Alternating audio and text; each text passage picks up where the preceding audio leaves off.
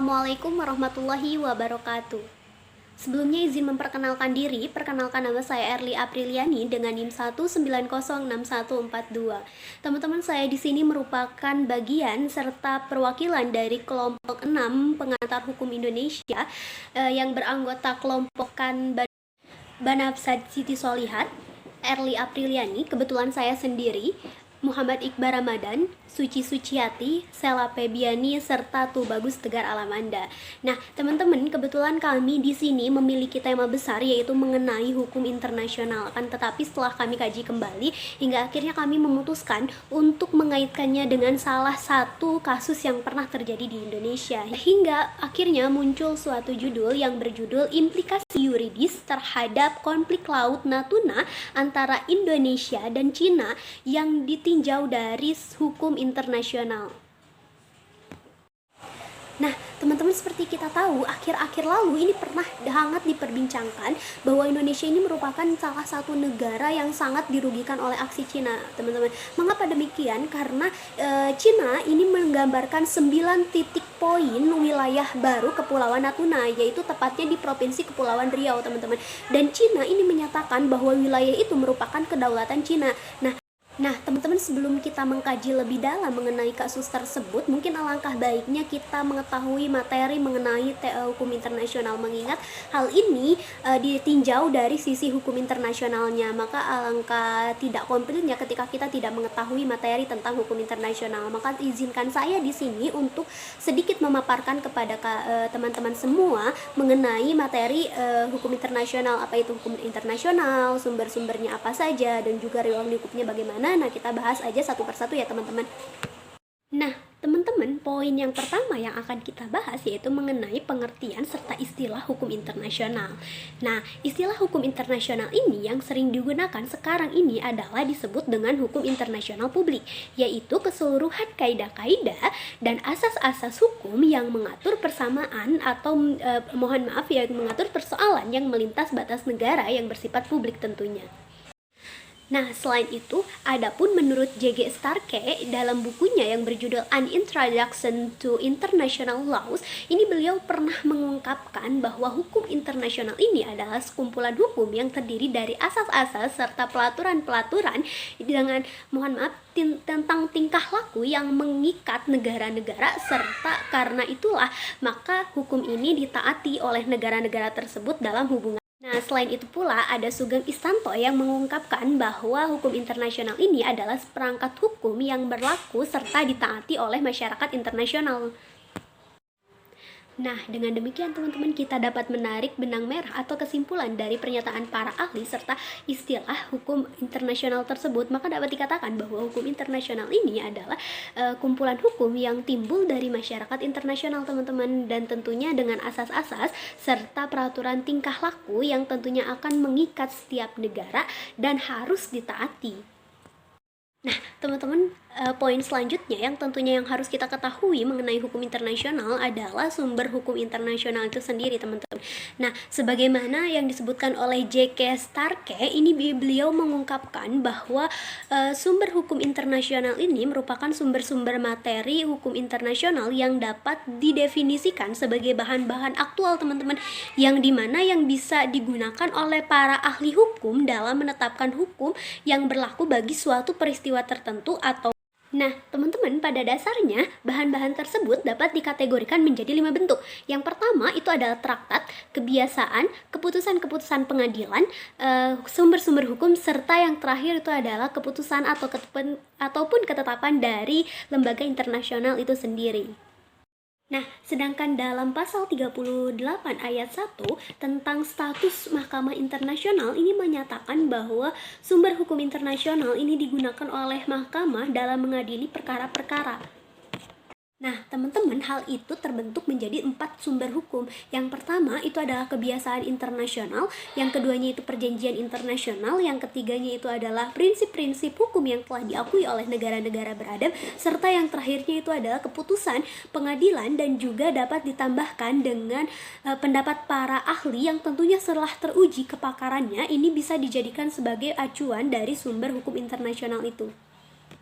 Nah, Nah, teman-teman, hal yang tidak kalah penting ketika kita mempelajari hukum internasional, tentu kita harus mengetahui siapa sih yang menjadi subjek dari hukum internasional itu. Nah, ternyata teman-teman, di dalam hukum internasional itu terdiri dari 6 subjek. Yang pertama itu adalah negara. Nah, untuk pengertian negara sendiri, mungkin Erli tidak usah memaparkan kembali, karena Erli yakin bahwa teman-teman sudah mengerti apa itu negara. Hanya saja di sini yang perlu digarisbawahi, negara di sini adalah negara yang memiliki kedaulatan penuh. Artinya negara tersebut memiliki kekuasaan terhadap rakyatnya.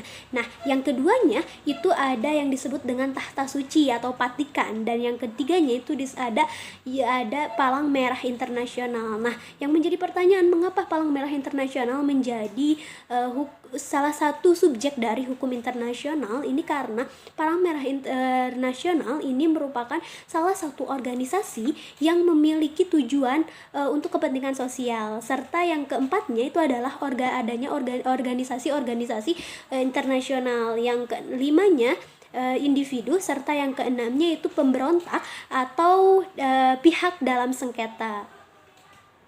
Nah, teman-teman, poin yang tentunya yang tidak boleh kita lupakan dalam mempelajari hukum internasional itu adalah dasar berlakunya hukum internasional sendiri. Nah, hukum berdasarkan keberlakuannya di setiap negara, hukum internasional ini berlaku pada berdasarkan dua anggapan, teman-teman.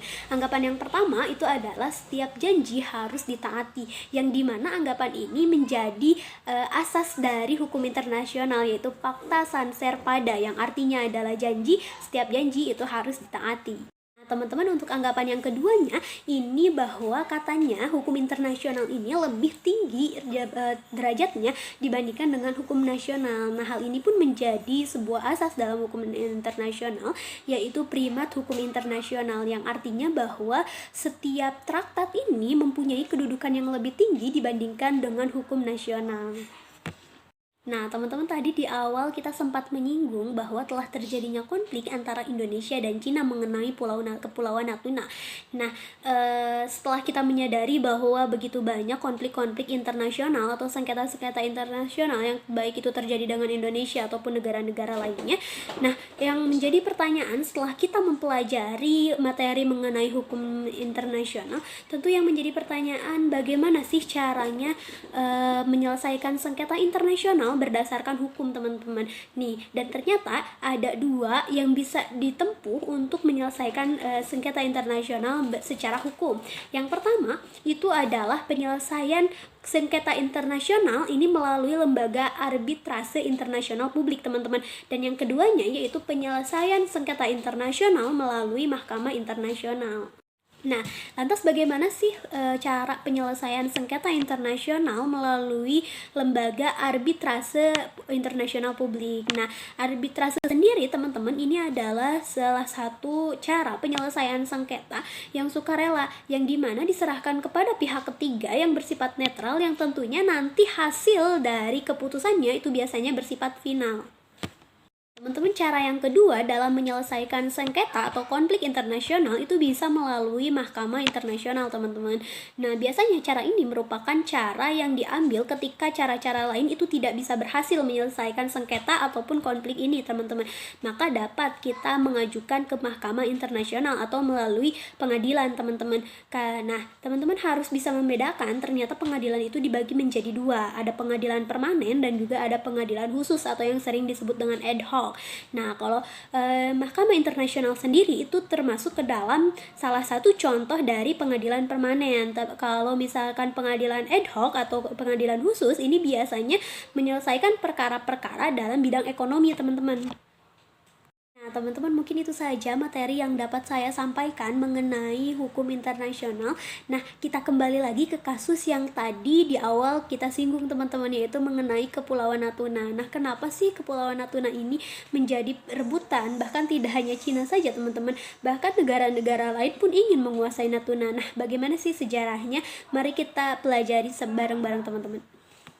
Nah, teman-teman, berada di sebuah wilayah yang memiliki sumber daya alam yang melimpah dan tentunya langsung berbatasan dengan laut bebas atau laut lepas. Ini menjadikan Natuna menjadi sesuatu yang sangat menggiurkan negara-negara lain, teman-teman. Bukan hanya Cina saja, bahkan berbagai negara pun berusaha untuk bisa menguasai Natuna.